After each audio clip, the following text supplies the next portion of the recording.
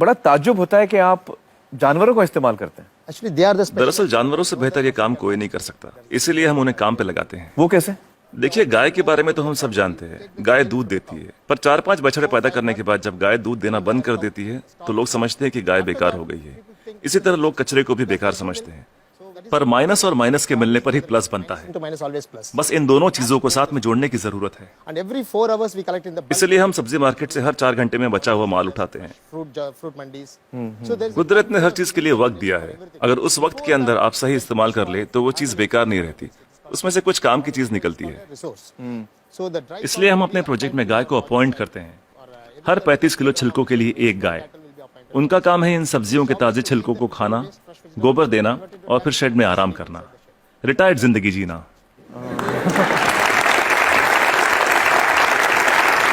within 8 hours time. सिर्फ 8 घंटे में सारा कचरा घट के गोबर के रूप में 1/4 हो जाता है, The entire waste. और इस गोबर में काफी मात्रा में ईंधन वाली मीथेन गैस Once होती the है। dung comes out, हम तुरंत गोबर को बायोडाइजेस्टर में डाल देते हैं, इसमें से मीथेन गैस निकल जाती है और हमें बिना मीथेन के गोबर का एक घोल मिलता है। methane free cow dung slurry will come out.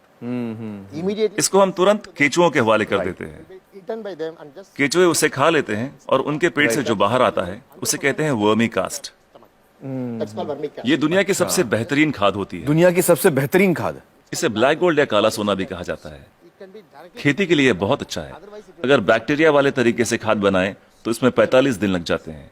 और यहाँ देखिए, सोमवार की सुबह 6 बजे माँ सब्जियां काटती है, 9 बजे गाड़ी आकर उसका बचा हुआ हिस्सा ले जाती है, 10:30 बजे हम वो गाय को दे देते हैं, शाम 6 बजे तक गोबर निकल आता We are है। getting the cow dung ready.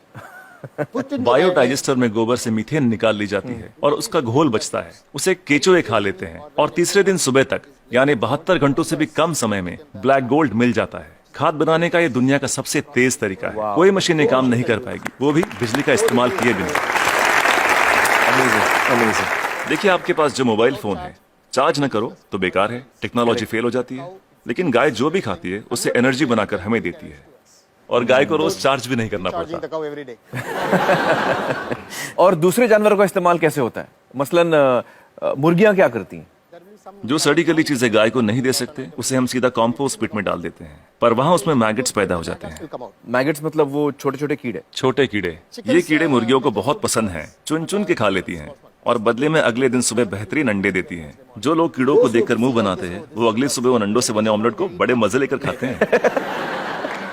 No technology can do this. कोई टेक्नोलॉजी, कोई मशीन ये नहीं कर पाएगी। No machine in the world. दुनिया में ऐसी कोई मशीन नहीं बनी जो कीड़े खाए और अंडे दे। बिल्कुल ठीक, बिल्कुल ठीक। But the chicken role also लेकिन हर चीज में जहाँ कुछ खूबियां होती हैं वहाँ कुछ खामियां भी होती हैं। positive and negative. Okay.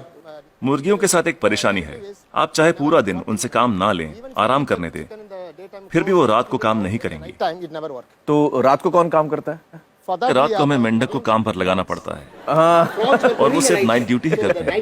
कुदरत का करिश्मा है, एक दूसरे की कमी को पूरा कर देते हैं, ना तनख्वाह मांगते हैं, ना बोनस, ना यूनियन बनाते हैं, ना हड़ताल करते हैं, बस अपने अपने काम में लगे रहते हैं। सही है, सही है। तो मुझे बताइए कि ये बतखें क्या करती हैं? duck's favorite food. बतख का पसंदीदा खाना है मछलियाँ।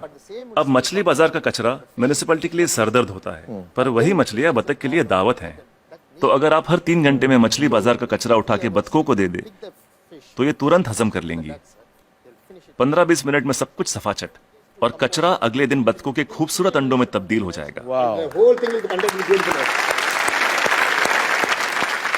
Normally the ducks will lay आमतौर पर बतखें हर महीने 8 से 10 अंडे देती हैं, लेकिन जब हम उन्हें मछलियों और दूसरे नॉनवेज की खुराक देते हैं तो 24-24 अंडे देना शुरू कर देती हैं। ओह, and if I have 20 ducks then multiplied by yeah, we have हम हर 11 मादा पे एक नर बतख रखते हैं। duck on one male duck. why 11 female and 1 male? हमें तो अंडों से मतलब है, एक ही नर बतख काफी है। तो ये जानवर आपके लिए बहुत अहमियत रखते हैं। They are the people doing जी बिल्कुल, इनकी वजह से ही तो इतने बढ़िया नतीजे मिल रहे हैं। तो इस वक्त आप किसी प्रोजेक्ट पे काम कर रहे हैं? yeah, right now I'm working with Coimbatore. फिलहाल कोयम्बतूर में काम चल रहा है, डिस्ट्रिक्ट रूरल डेवलपमेंट एजेंसी के साथ। हम 10 ग्राम पंचायतों का काम संभाल रहे हैं जो एक म्यूनिसिपैलिटी के बराबर है। It's equal to one municipality.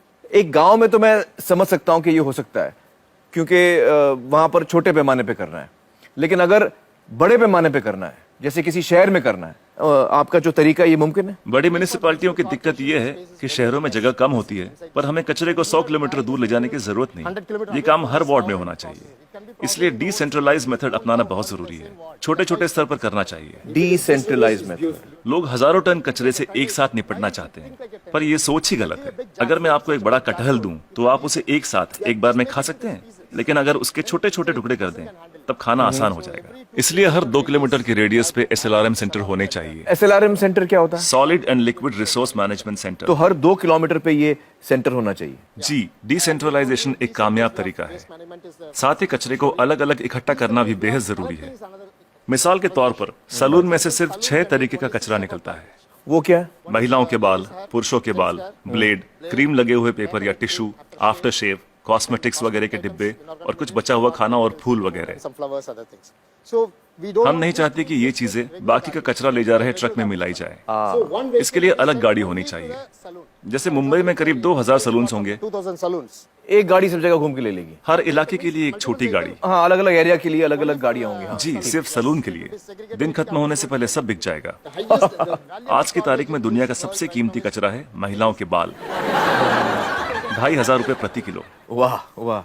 तो दिन भर का जो कचरा है, दिन खत्म होते होते वो इस्तेमाल भी हो जाएगा। अलग अलग इकट्ठा करें तो राज ये है, तरकीब ये है कि शुरुआत से ही मिक्स मत करो। जी, अलग अलग इकट्ठा करो और अलग अलग ही लेकर जाओ। तो आपके पास इसका पूरा प्लान है, मास्टर प्लान है? बिल्कुल है। वाह वाह। Yes, that's- तो मुझे बताइए कि ये जो आपका मॉडल है, इसमें खर्चा कितना आता है? See, this is totally self-sustainable. देखिए, ये मॉडल अपना खर्च खुद निकाल लेता है। Experience, I'm telling you. मैं अपने तजुर्बे से कह सकता हूँ कि आपके घर के हर रोज के कचरे से 3 रुपए वसूले जा सकते हैं। Garbage. मतलब आप अगर मेरा कचरा लेंगे तो आप मुझे 3 रुपए देंगे? उसे 3 रुपयों में बदल सकता हूँ, 3 रुपए में तब्दील कर देंगे, बदल देंगे। और कचरा उठाने का कोई भी चार्ज लिए बिना। तो मुझे बताइए कि अगर मुंबई जैसे शहर की जिम्मेदारी आपको दी जाए कि इसको आप साफ कर दीजिए, तो आपको कितना समय लगेगा, कितना वक्त लगेगा आपको? कम से कम 18 महीने। मतलब 1.5 साल। तो मतलब 1.5 साल में आप मुंबई की काया पलट कर सकते हैं। Yes. Ji, it's possible. बिल्कुल कर सकते हैं।